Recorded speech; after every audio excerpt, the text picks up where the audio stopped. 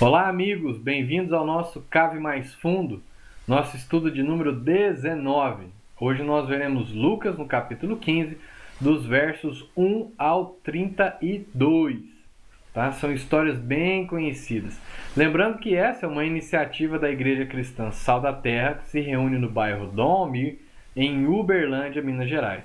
E a nossa intenção com essa ferramenta é auxiliar você na sua leitura, compreensão, interpretação do texto bíblico, para que você possa crescer como um discípulo, como um filho, tá?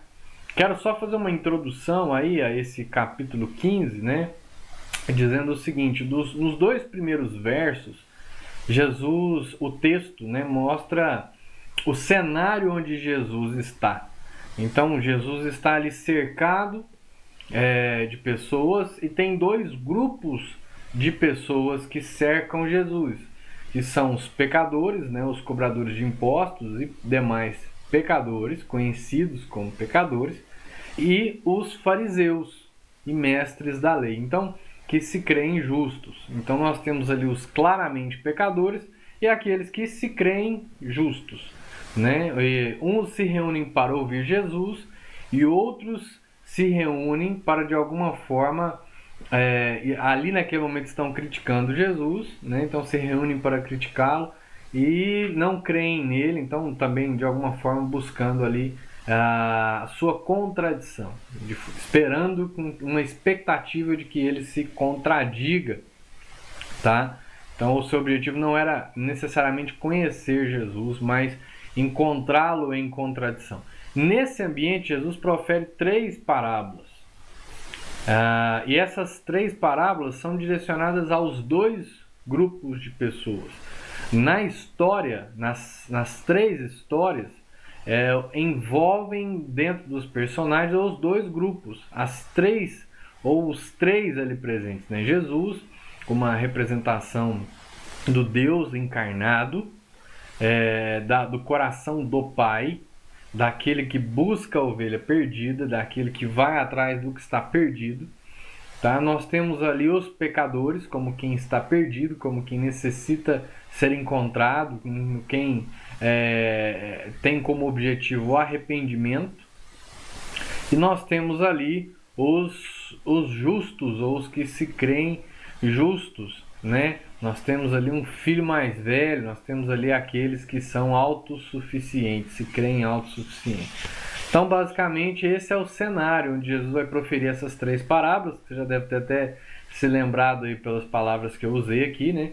Que são conhecidas como a ovelha perdida, a dracma perdida e o filho pródigo. Depois aí você vai ver que no enunciado eu mudo o título dessas parábolas, né, como elas foram conhecidas. Por quê? Porque a Bíblia não traz esse nome foi colocado, tá? Então na sua Bíblia esse nome foi colocado, não está no original, não tem um título no original, tá bom? Então historicamente a gente constrói isso e por um olhar muito negativo, né? A ovelha perdida, essa ovelha foi encontrada, a dracma perdida, olha, a dracma foi encontrada.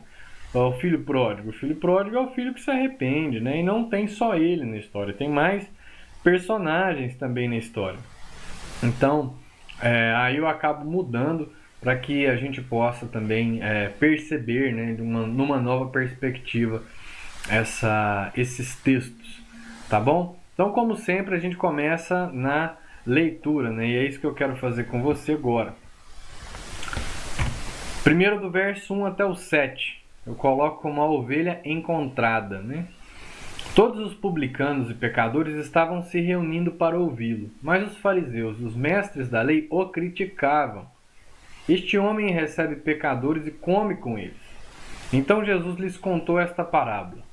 Qual de vocês que, possuindo 100 ovelhas e perdendo uma, não deixa as 99 no campo e vai atrás da ovelha perdida até encontrá-la? E quando a encontra, coloca alegremente sobre os ombros e vai para casa. Ao chegar, reúne seus amigos e vizinhos e diz: Alegrem-se comigo, pois encontrei minha ovelha perdida. Eu lhes digo que da mesma forma haverá mais alegria no céu por um pecador que se arrepende do que por 99 justos que não precisam arrepender-se. Então, olha só, já os elementos, né, que essa história vai trazendo para a gente. A questão da ovelha, do pastor, tudo isso é muito comum para as pessoas, para os ouvintes de Jesus naquela época, né? Então não tinha nada de novo, era algo que as pessoas conheciam. E é algo que Jesus então direciona para eles: ó, qual de vocês? Então esses detalhes nós vamos observar daqui a pouco, tá? Queria que você visse a princípio comigo mais aí no final. Qual que é esse objetivo, né? O que te salta aos olhos quando você ouve ou lê aí essa história? Para mim, essa questão da alegria ela é muito marcante, porque ela prova, Jesus está mostrando com isso, está revelando com isso o coração de Deus. O coração de Deus se alegra, o Deus, né? Deus se alegra, ele como pastor, no pecador que se arrepende, naquele que está perdido e é encontrado, né? Então vamos lá. A insatisfação dos fariseus e mestres da lei. Então a crença sobre a pureza religiosa fazia com que os homens puros condenassem Jesus por falta de pureza ao se meter com a gentalha. Então os fariseus e os mestres da lei, né, fariseu era uma seita. Não sei se você se lembra da nossa aula introdutória, quando a gente vai falar sobre esses grupos da época, né, que compõem o cenário onde Jesus está atuando. Então os fariseus eram uma seita religiosa, tá, dentro do judaísmo, e era uma seita que fiscalizava, ela era muito ligada à lei e ela fiscalizava, né, a aplicação dessa lei, a interpretação dessa lei pelo povo. E nós temos os mestres da lei. Os mestres da lei eram ou doutores da lei, ou intérpretes da lei, né? Era uma profissão religiosa. Eram pessoas que viviam para isso, né? Para a cópia, a interpretação, o ensino das escrituras, da lei. E alguns faziam parte da seita dos fariseus, né? Não todos, mas boa parte fazia parte do grupo dos fariseus. Então esses homens que muitas vezes são representados juntos, né? Estão juntos em mais essa história, homens ligados a essa lei de Deus, né? Que se consideravam puros. Não é que eles fossem puros, eles se consideravam puros, se consideravam como isentos de arrependimento, da necessidade de arrependimento, tá? Então esses homens ligados a essa pureza religiosa, quando olham para Jesus, o que eles veem? Um homem que está andando com aqueles que são claramente pecadores. Então esse homem está se deixando contaminar por aqueles outros. Como pode um homem desse falar a respeito de um Deus que é santo e andar no meio de pessoas que são pecadoras? Então, para aquele povo, isso não fazia sentido. Não tinha o menor sentido. Então, eles condenavam Jesus por falta de pureza, porque Jesus se deixava contaminar por aquela gentalha, por aquele povo que era um povo claramente pecador. Não fazia parte do clã, não fazia parte do povo santo, né, escolhido. Então, perdão. Vamos lá. Qual de vocês? Então Jesus agora joga, quando ele vai contar a história, ele começa a história jogando para eles. Ó, ele volta para o povo, para aquele público geral, e pergunta: qual de vocês, né? Ele vai falar a respeito de ovelhas e pastores, que faziam parte desse ambiente, como eu já disse. E Jesus usa do compromisso pastoral. Aí Jesus está dizendo, olha só, ele pega a figura do pastor e ele foca nesse compromisso desse pastor, da responsabilidade para ilustrar o coração e o agir de Deus em favor de seus perdidos. Como diz o texto, né, claramente diz: encontrei a minha ovelha perdida. Então, esse pastor da história que Jesus conta revela esse coração de Deus, esse compromisso que Deus tem, né, na figura de Jesus como o bom pastor, atrás da ovelha que está perdida, mas não é uma ovelha perdida. Ele diz: é a minha, ela me pertence. É a minha ovelha que está perdida, não é uma ovelha qualquer. É a minha ovelha, ela pertence ao meu aprisco, ela faz parte do meu povo, ela faz parte daquele daqueles a quem eu amo. Então esse é um detalhe muito importante da gente prestar atenção e não deixar passar batido no texto, tá? Então, para a gente entender esse cenário que Jesus monta, né? Então vamos lá para um detalhe interessante a respeito da função do pastor nessa época. Então, na contagem diária que o pastor fazia das ovelhas, caso ele notasse a falta de uma, ele saía logo atrás dela, fazia parte do trabalho dele, fazia parte já, isso está dentro dessa cultura, desse povo, eles sabiam disso, que o pastor, ao notar que faltava alguma, ele tem que sair atrás dela, aquilo ali era valioso, tá? Era valioso, o que aquela ovelha poderia produzir para ele era valioso, então ele não podia perder isso. Então ele saía logo atrás dela. Afinal, as ovelhas não sabem se conduzir sozinhas ao aprisco e são presas fáceis. A ovelha é um bichinho meio que assim, ele precisa de direção, ele precisa de condução, ele não sabe se virar sozinho. A ovelha é um bicho que não sabe se virar sozinho. E por não saber se virar sozinho, não sabe encontrar o caminho de casa, não sabe encontrar o caminho do aprisco, se não tiver um pastor o conduzindo. Ele fica perdido. E estando perdido, se torna vulnerável. E sendo vulnerável, o predador pega ele com facilidade. Então o pastor precisa estar o tempo inteiro ligado à ovelha, porque se ele não ficar ligado à ovelha, ele perde. E para ele é precioso. Entende? Então, Jesus está montando esse cenário para revelar a forma com que Deus lida conosco, para revelar o coração de Deus. No céu haverá mais alegria por um pecador que se arrepende do que por 99 justos, que não precisam de arrependimento. Jesus não está concordando, vale a gente colocar isso aí, viu? Jesus não está concordando com aqueles homens que se achavam justos. Jesus não está dizendo, vocês são justos mesmos, é verdade que vocês são justos. Não, Jesus está, pelo que o texto indica, falando de forma irônica e demonstrando claramente o valor daqueles publicanos e pecadores para Deus. Sua alegria, a alegria de Deus, com cada um deles quando se arrepende. Então é isso que Jesus está enfocando ali, né? Está colocando em foco. Não, ele não está falando a respeito da maioria. A maioria aí, né? O povo, né? Vocês estão se achando justos, né? Ele não está colocando o foco, mas ele está dizendo o seguinte: olha, sabe onde está o motivo da alegria de Deus? Sabe o que alegra o coração de Deus?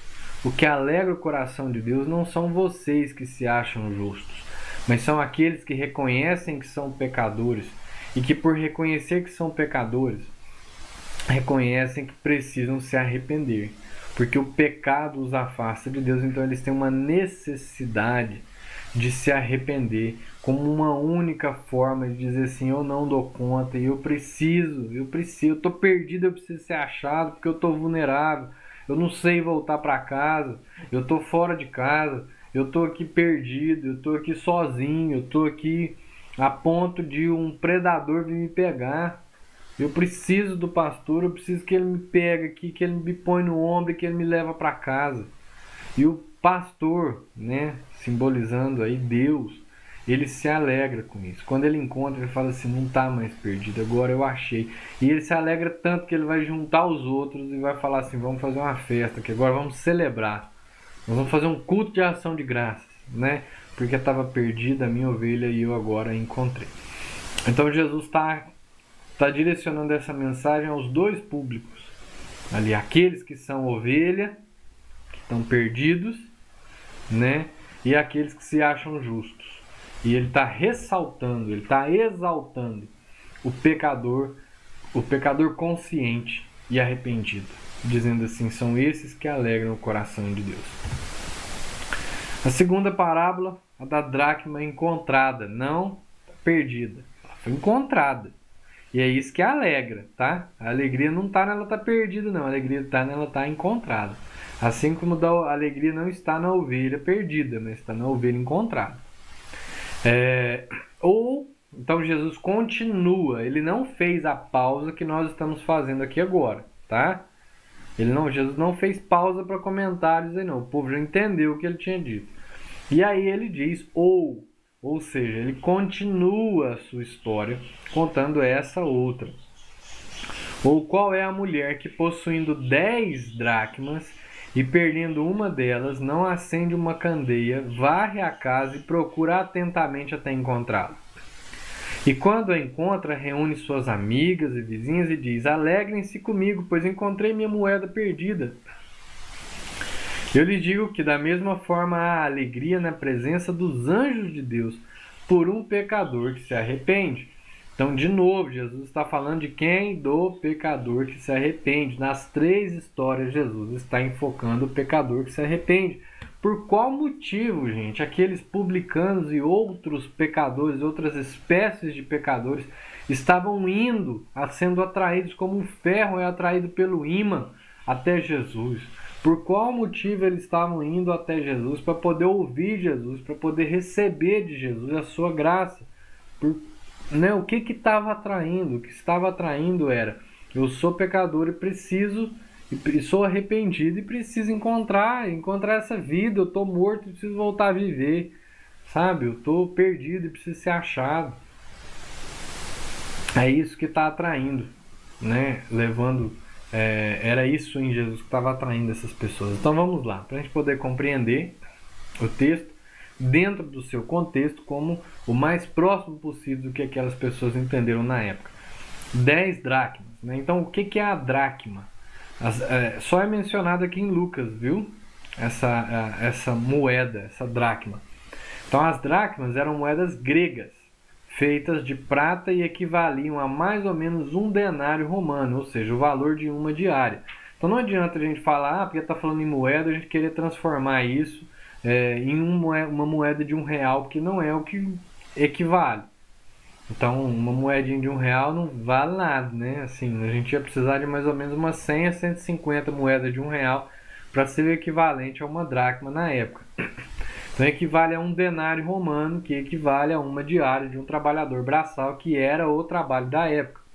Um trabalhador braçal, hoje em dia, ele vai ganhar em torno de 100 a 150 reais. Tá? Esse é o valor de uma diária. De uma diarista, de uma pessoa que arruma a casa, de uma passadeira, de um pedreiro, de um servente. Pedreiro talvez seja até um pouco mais, e o servente pedreiro aí talvez na faixa do 100 ou até um pouco menos. Depende, né? Mas é mais ou menos isso aí. Então, que equivale. As 10 dracmas eram um presente. Vamos lá, um pouco antes. As dracmas dessa mulher poderiam ser sua economia. Poderia ser uma economia de uma vida, né? Então a gente teria aí 10 diárias, sei lá, vamos colocar aí, jogando alto, R$1.500, pouco mais de um salário mínimo, né? Poderia ser uma economia de uma pessoa pobre. Mas o texto nos leva, essa é uma possibilidade, mas o texto nos leva a crer que não era isso, que era algo diferente disso, né? É mais provável que o texto faça referência a um dote de noivado. Um dote de noivado, isso. As 10 dracmas eram um presente do noivo, equivalente a uma aliança de noivado, e simbolizavam seu compromisso de casamento. Por isso, a perda de uma dracma, né, uma parte desse símbolo, era algo tão trágico, e encontrá-la foi uma alegria enorme. Então a gente precisa levar em consideração alguns detalhes dessa história, né? Jesus está falando de uma pessoa pobre, porque a gente sabe que é pobre, nós vamos ver daqui a pouco, a questão da casa, do ambiente da casa.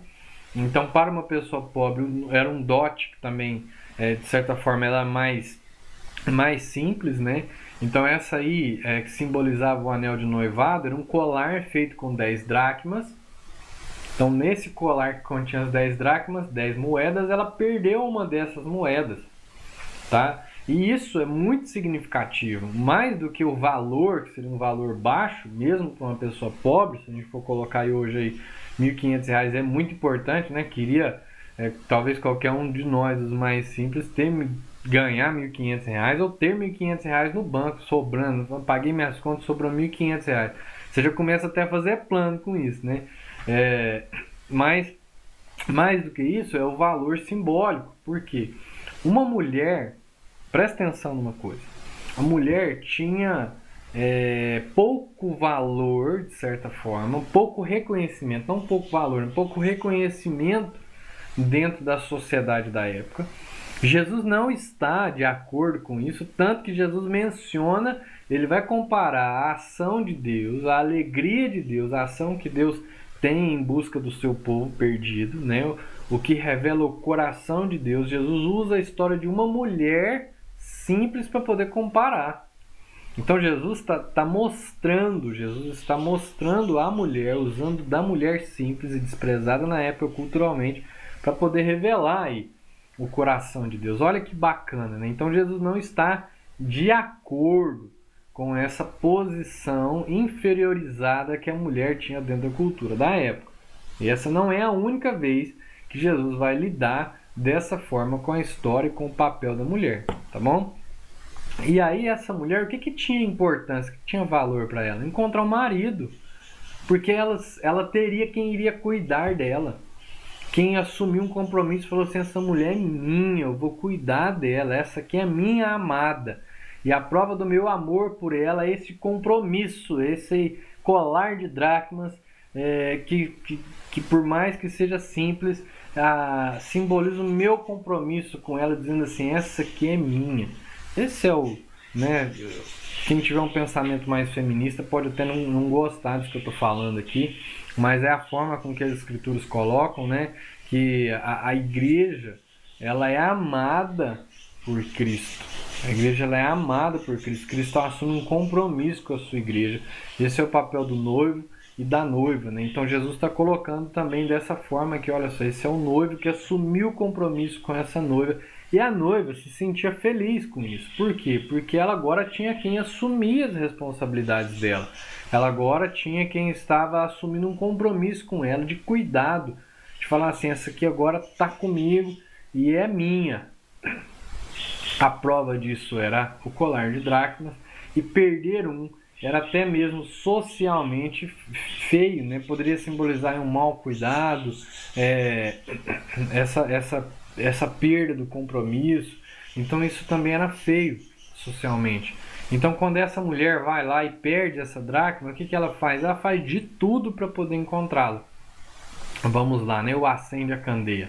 Aí nós vamos já entender e completar essa história na nossa mente.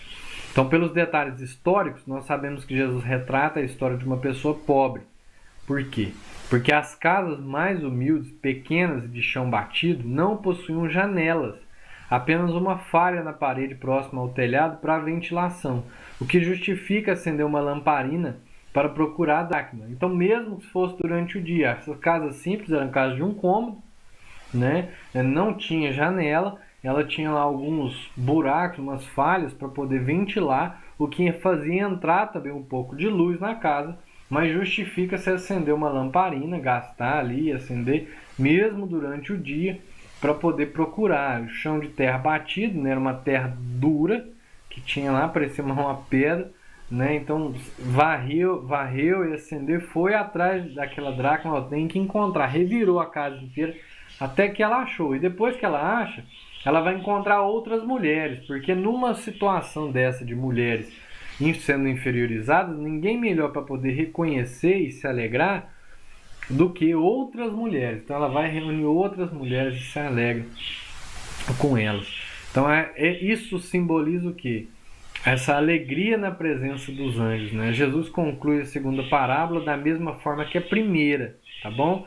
O resumo lá da história, a finalidade da história, a moral da história é a mesma. Usamos a expressão festa no céu quando alguém se converte. Tal expressão encontra seu sentido em parábolas como esta. Então é importante a gente entender que quem se converte entra no ambiente da igreja, ele entra já num ambiente, de certa forma, pronto, né? Com expressões prontas, que precisam encontrar depois significado por quem está chegando depois. Quem já construiu isso, quem já faz parte disso, já sabe. Mas quem está chegando depois precisa construir esse significado. Então, ela fala, quando um pecador se arrepende, quando alguém está sendo batizado e tal, a gente costuma usar a expressão, hoje tem festa no céu. De onde vem essa expressão? Essa expressão vem de um texto como esse. Porque há uma alegria diante dos anjos de Deus por um pecador que se arrepende. Assim como uma mulher como essa, em toda a história que nós montamos a respeito dela, né? mostra, olha, essa é uma alegria enorme. Essa é a ação de Deus atrás do perdido, como quem vai atrás dessa dracma, que tem muito valor para ele, vai atrás, encontra, e agora essa é uma alegria. E a alegria está onde? No pecador que se arrepende. Agora a parábola mais conhecida, né, que é a do filho, conhecido como do filho pródigo, eu coloquei um pai e seus filhos, ou poderia colocar seus 2 filhos. Diz assim, do verso 11 ao 32. Jesus continuou.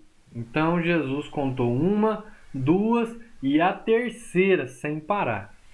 Jesus continuou. Um homem tinha 2 filhos. O mais novo disse ao seu pai: Pai, quero a minha parte da herança. Assim ele repartiu a sua propriedade entre eles. Não muito tempo depois, o filho mais novo reuniu tudo o que tinha e foi para uma região distante, e lá desperdiçou seus bens vivendo irresponsavelmente. Depois de ter gasto tudo, houve uma grande fome em toda aquela região e ele começou a passar necessidade. Por isso foi empregar-se com um dos cidadãos daquela região, que o mandou para o seu campo a fim de cuidar de porcos. Ele desejava encher o estômago com as vagens de alfarrobeira que os porcos comiam, mas ninguém lhe dava nada. Caindo em si, ele disse: Quantos empregados de meu pai têm comida de sobra, e eu aqui morrendo de fome? Eu me porei a caminho e voltarei para o meu pai, e lhe direi: Pai, pequei contra o céu e contra ti. Não sou mais digno de ser chamado teu filho. Trata-me como um dos teus empregados. A seguir levantou-se e foi para seu pai. Estando ainda longe, seu pai o viu e, cheio de compaixão, correu para seu filho e o abraçou e beijou. O filho lhe disse: Pai, pequei contra o céu e contra ti, não sou mais digno de ser chamado teu filho. Mas o pai disse aos seus servos: Depressa, tragam a melhor roupa e vistam nele. Coloquem um anel em seu dedo e calçados em seus pés. Tragam um novilho gordo e matem-o. Vamos fazer uma festa e comemorar. Pois este meu filho estava morto e voltou à vida. Estava perdido e foi achado. E começaram a festejar. Enquanto isso, o filho mais velho estava no campo. Quando se aproximou da casa, ouviu música e dança. Então chamou um dos servos e perguntou-lhe: O que está acontecendo? Este lhe respondeu: Seu irmão voltou, e seu pai matou o novilho gordo, porque o recebeu de volta são e salvo. O filho mais velho encheu-se de ira e não quis entrar. Então seu pai saiu e insistiu com ele. Mas ele respondeu ao seu pai: Olha, todos esses anos tenho trabalhado como um escravo ao teu serviço e nunca desobedeci às tuas ordens. Mas tu nunca me deste nenhum cabrito para eu festejar com os meus amigos. Mas quando volta para casa esse seu filho que esbanjou os teus bens com as prostitutas, matas o novilho gordo para ele.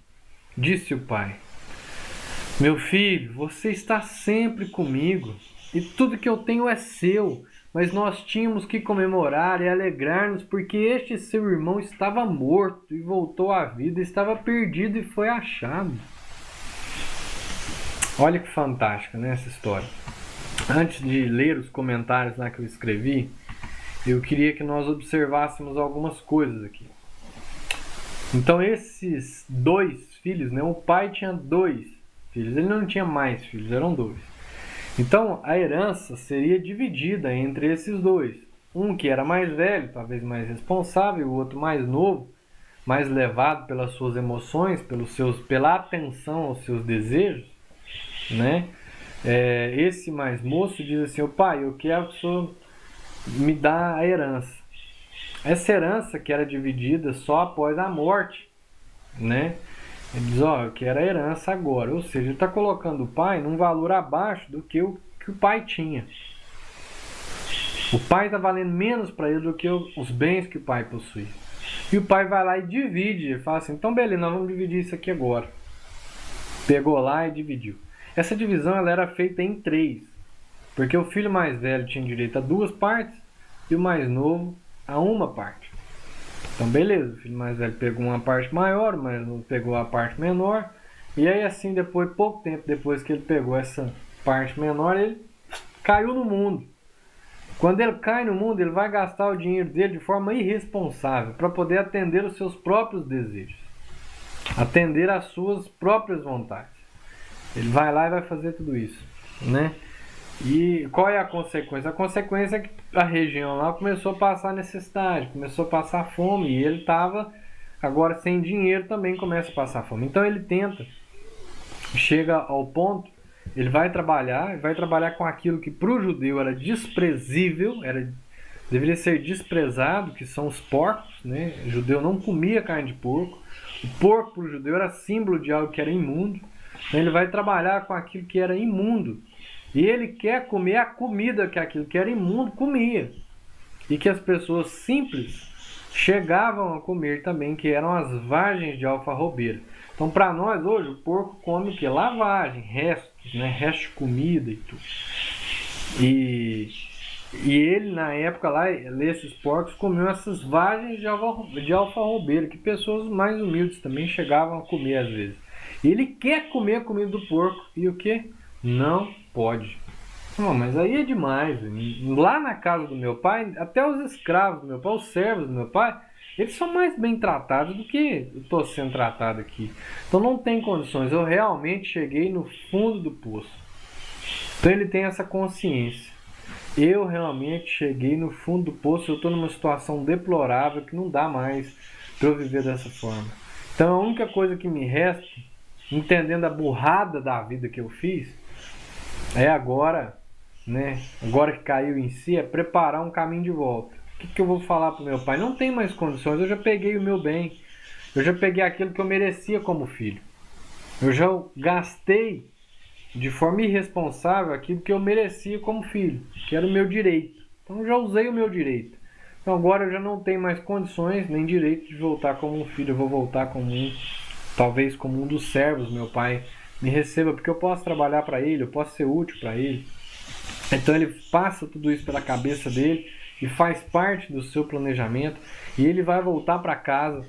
E é muito interessante quando ele volta para casa, essa história, né, que como todas as outras está falando a mesma coisa.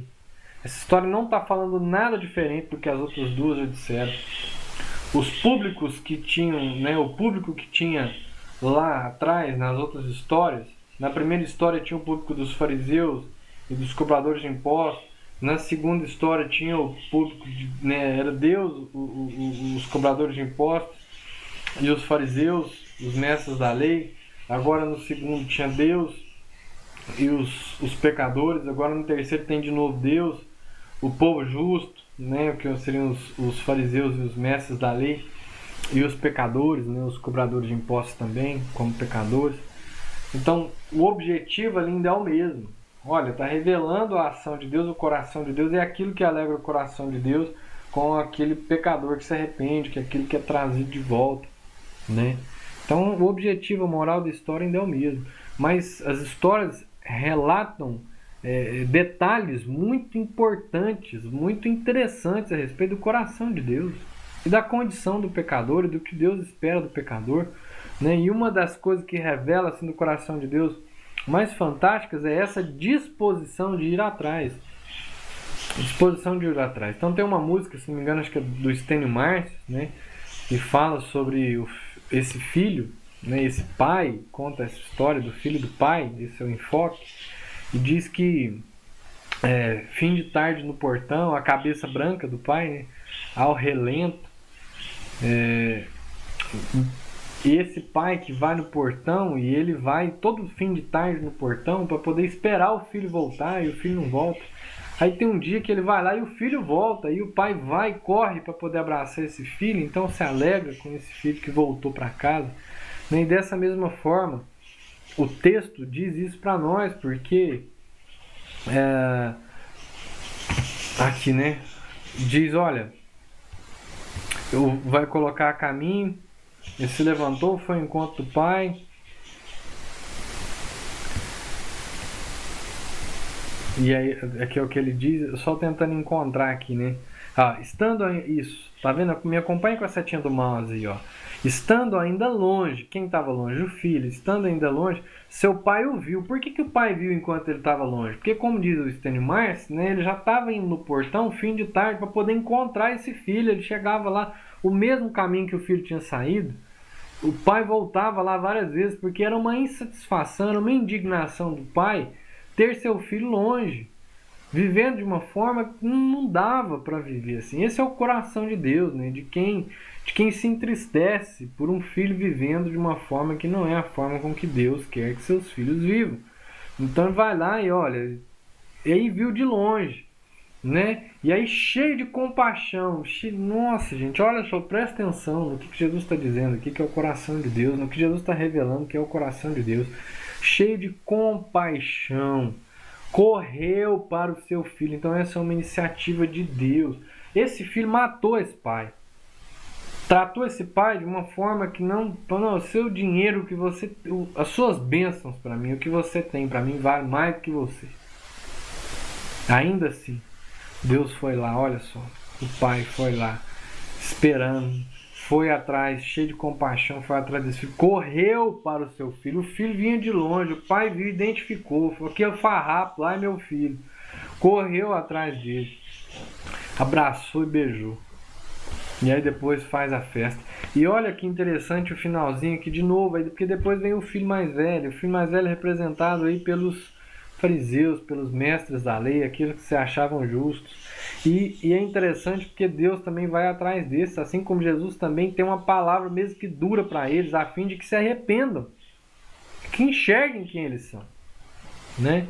E aí ele vai e também vai atrás, porque o filho mais velho se encheu, não queria entrar em casa, né? Então seu pai saiu. O que o pai fez com o filho mais velho? A mesma coisa que ele fez com o mais novo.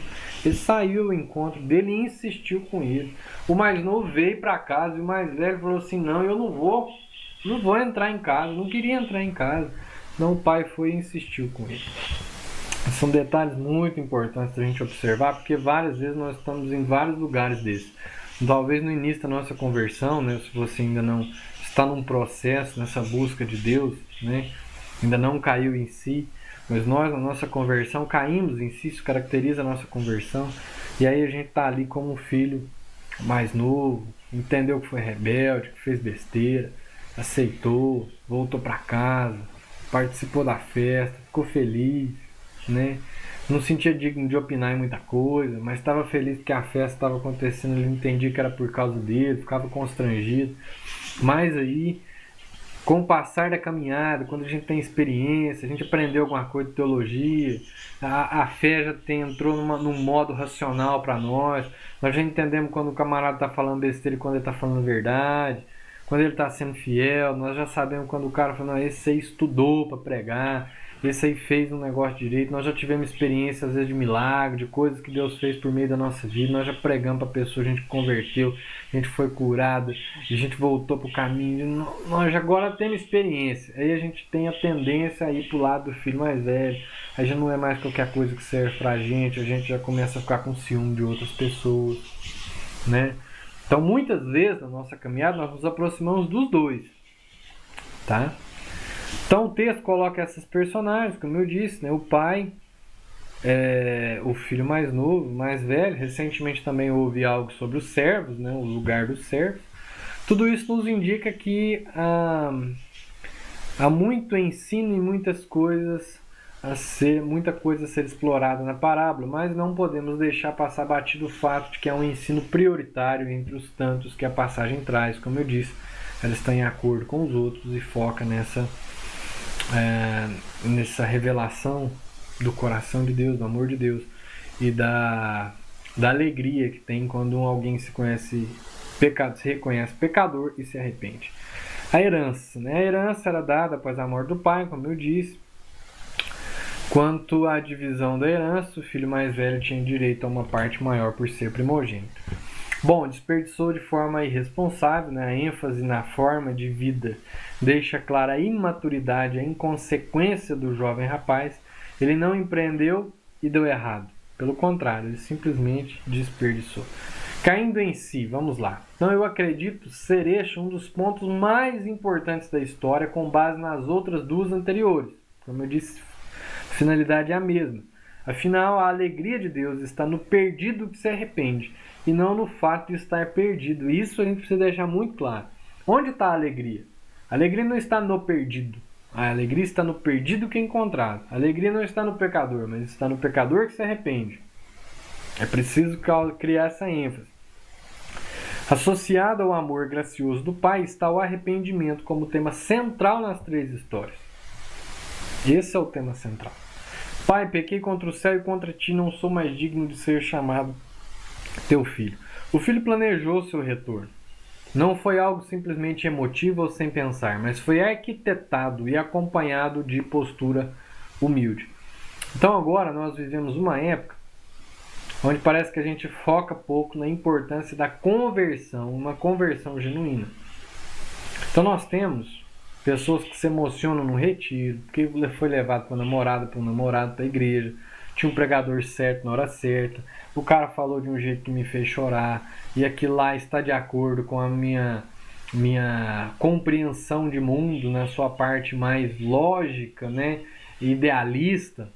Então isso me faz dizer assim, não, é isso mesmo. Então pela emoção, às vezes as pessoas hoje são conduzidas à fé, tomam uma decisão, e aí não dá conta de sustentar isso, em pouco tempo está saindo fora, porque aquilo já saiu de acordo, da forma, né, já não está mais de acordo com a forma com que ele enxerga a vida, então não, esse negócio está errado.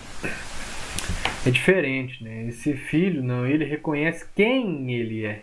Eu sou pecador, quem fez besteira fui eu. E agora ele passa por um processo, que esse processo é muito importante e faz parte de um processo de conversão, viu? Se você não passou por isso, isso é muito importante no processo de conversão. Eu acho que ninguém, ainda que tenha nascido em lar cristão, que não passa por isso, ele deve pelo menos sondar a si mesmo, para ver se ele alguma vez ele tomou uma decisão consciente dessa caminhada cristã.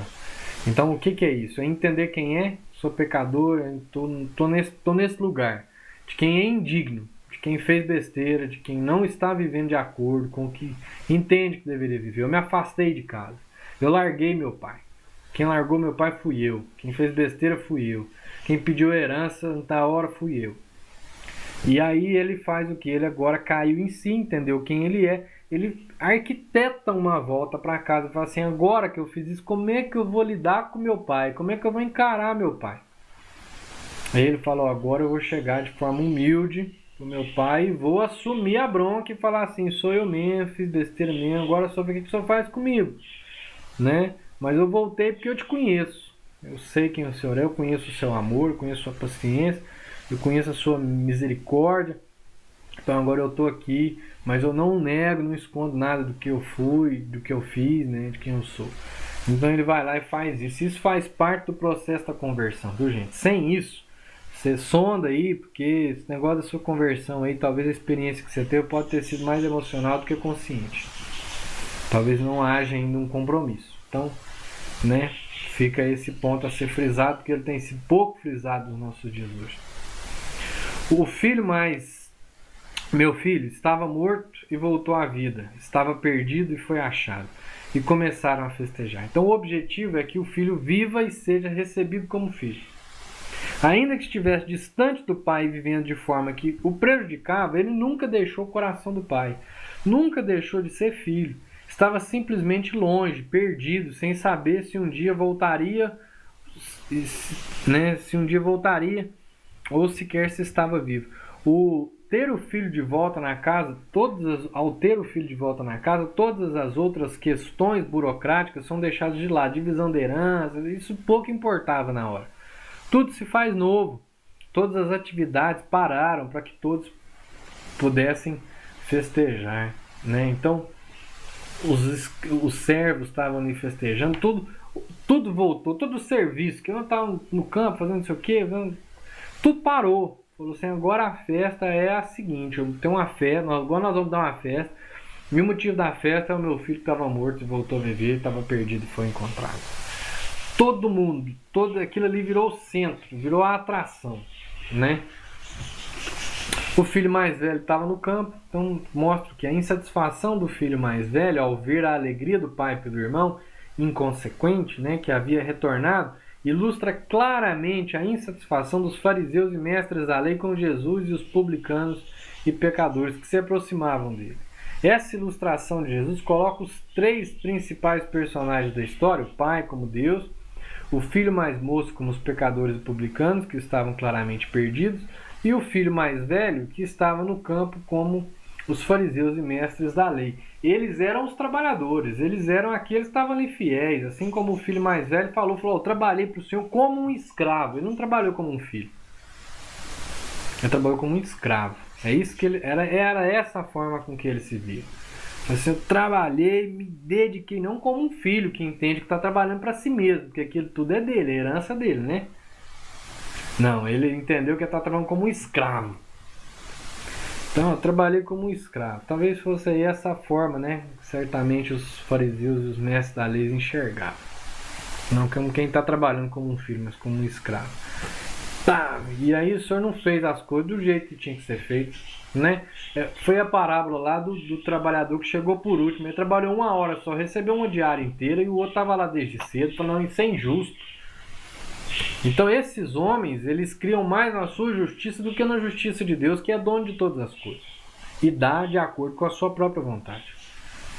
Entendeu a diferença? É isso que deixa a gente irritado, é isso que deixou esse povo irritado. Porque na perspectiva deles, Deus estava sendo injusto. Na perspectiva do filho mais velho, o pai estava sendo injusto. Porque a herança já tinha sido dividida, o que aquele cara agora tem a ver com isso? Né? Mas nós tínhamos que comemorar e alegrar-nos, porque este seu irmão estava morto e voltou à vida, estava perdido e foi achado. O pai busca trabalhar no filho mais velho e zeloso, por sentir que merecia mais por seu árduo trabalho, a alegria por ver a família reunida. Era isso que estava faltando. O olhar de quem merece e merece mais nos afasta da alegria que vem de Deus por um coração humilde e arrependido. Então, meus irmãos, o que importa para Deus, mais do que uma vida certinha, é uma vida bem vivida, porque tem consciência de que é filho. Porque tem consciência de que é pecador. E que tem consciência de que o Pai ama, gosta, o céu se alegra por um pecador que se arrepende. Tá? Então Deus se alegra mais com o pecador que se arrepende. Ele não se alegra mais com o pecador. Tá bom? Deus não se alegra mais com o pecador, mas ele se alegra mais com o pecador que se arrepende. Essa é a festa do céu. Do que com alguém que se acha justo. Que confia na sua própria justiça. Porque confiar na sua própria justiça é perigoso. Bom, em síntese, o que nós vimos hoje? Nós vimos que Jesus estava cercado por 2 grupos, os que se achavam justos e os que eram claramente pecadores. Todas as 3 histórias que Jesus conta, ele faz para ilustrar o coração de Deus em seu amor e alegria pelo pecador que se arrepende, pelo perdido que é encontrado, pelo morto que volta a viver. Vale observar que os 2 grupos ouviram as 3 histórias e que elas serviram para ambos.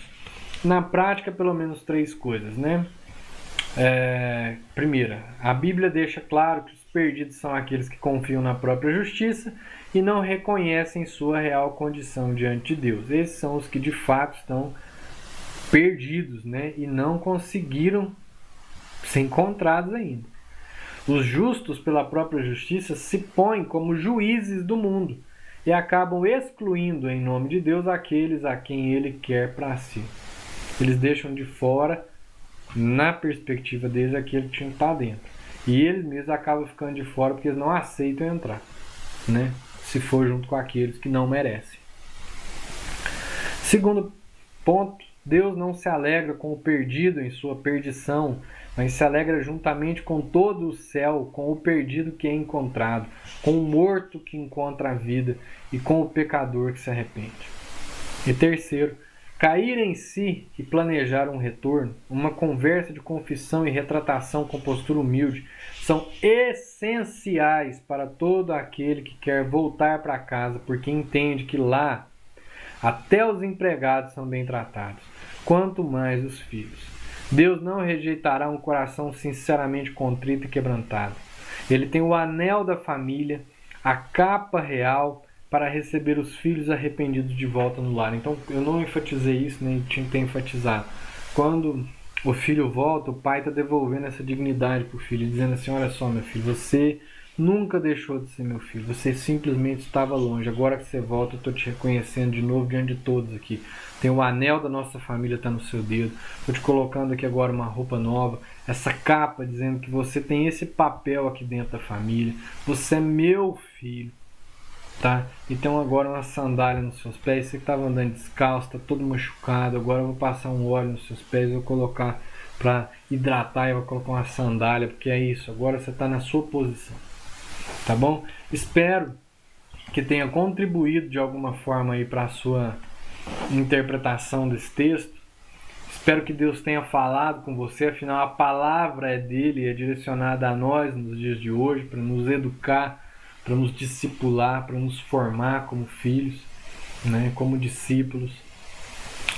E se você discorda, tem uma posição diferente ou quer complementar alguma coisa, não deixe de comentar aí, tá? Desde que seja a partir da visão bíblica, do texto bíblico, que não seja simplesmente a partir das suas ideias pessoais, mas que seja a partir da Bíblia. Comente aí, isso é bem-vindo, tá? Nós estamos abertos, nós queremos crescer, enriquecer todo esse estudo, todos nós juntos, tá bom?